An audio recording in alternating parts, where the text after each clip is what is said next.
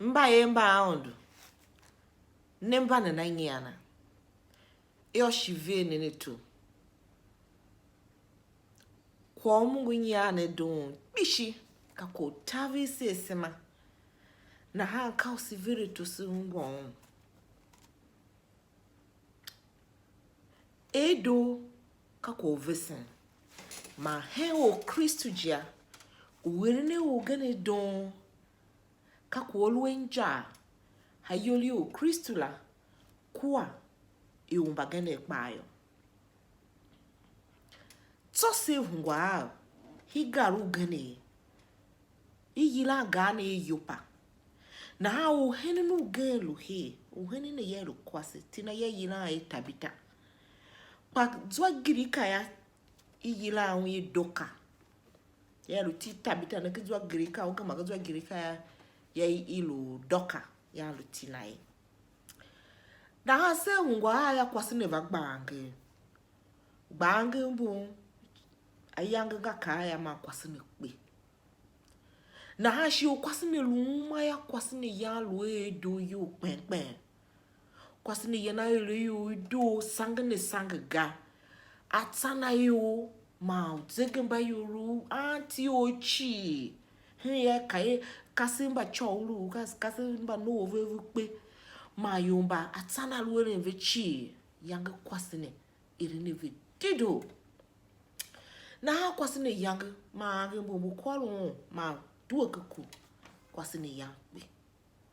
kwasine yang pe ya yo va na ha iso kyom ne chi yo kyom ne yo Eren ve ye luya oro pe yo na yo iso temble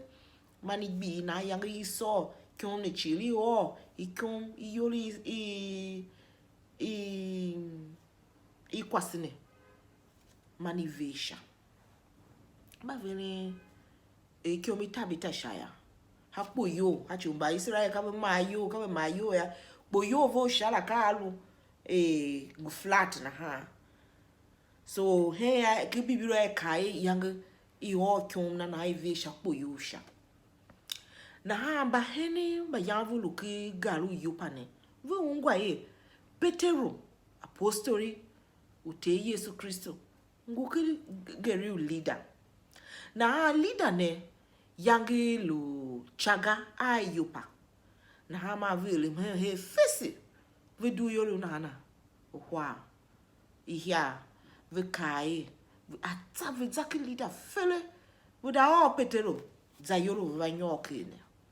yomba pa ma yangu ngo gaje bi yem Mada no ke leader ma vola a Petero ye ka kwazi he menjene na ba hene we ke Petero va ke garu yoba Petero va noya kasimba cholu manatana yo vugba van kasimba cholu ya vulu van tese akondo yangi tabita uyila e doka ne luma ya anave Yanga kasimba va na ha Petero kai kwolo ya yo vuduo ki yosha yo ma bagane chi ma vuduo ki yosha Petero gule anunya ma mbasen kwa sulu walu no zo ami kitaka do Aerenakaa ba apostoli tio ki sha utankoro nyi wi viru sha kinu be karatrata ala balu wo viru sha kunde hala ya Petero ma yangi mbasen bea agma she kangi she kyomi tabita aka wone tabita mosha tabita ma bueshe tabita kyomi I kwasu ya bene bueshe ma kangi Petero na ha mana mo nengene Petero ya mana mo timasha ma Petero manza kwalo nshawe duo mida na atana yo chamba yo rumba yamulu he kwa kasimba chawulu la ba yamu vayum la ya manza nave tabita yumba yang kwa ne ya geri bon agwaza yo wishi na Aôndo te jighjigh. Kwani ya chie yo. Na ha petero ba yankara yem fesiga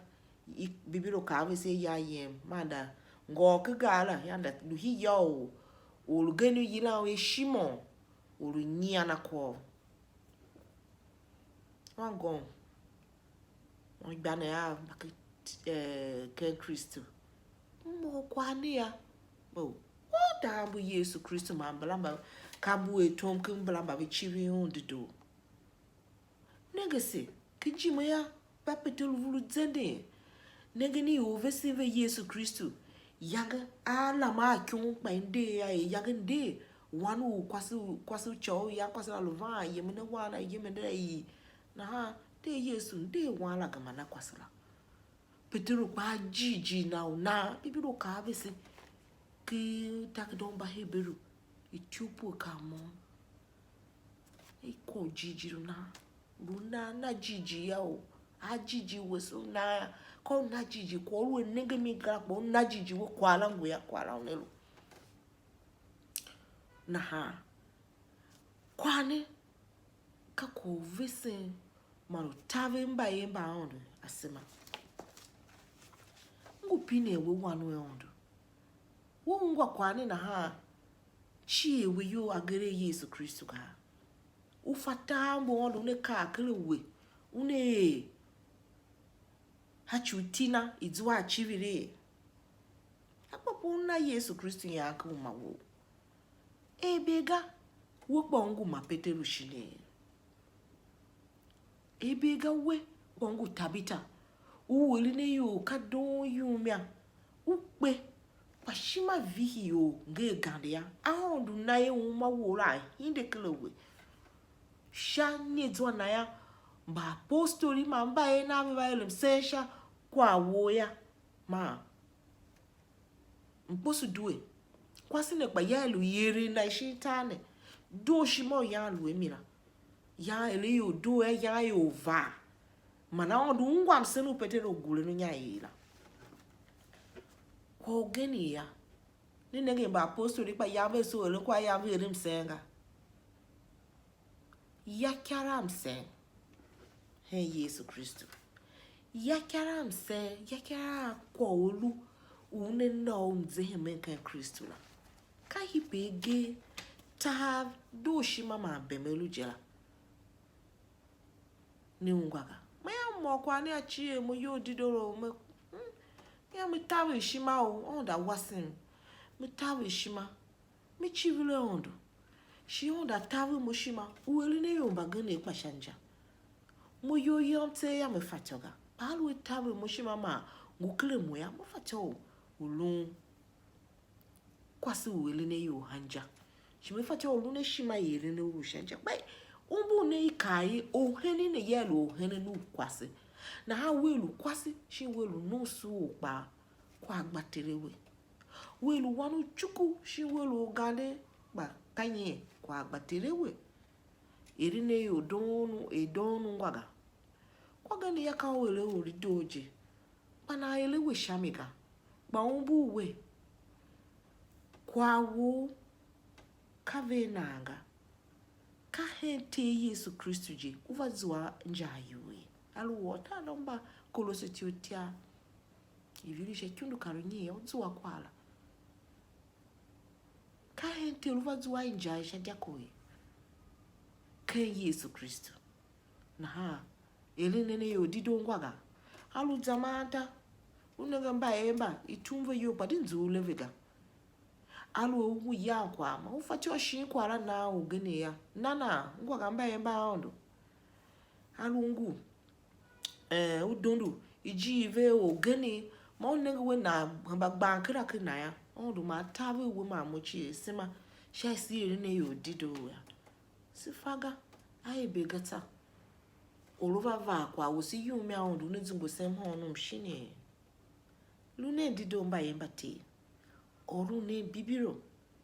nane nte jighjigh msune sa shenge shi meva hine veni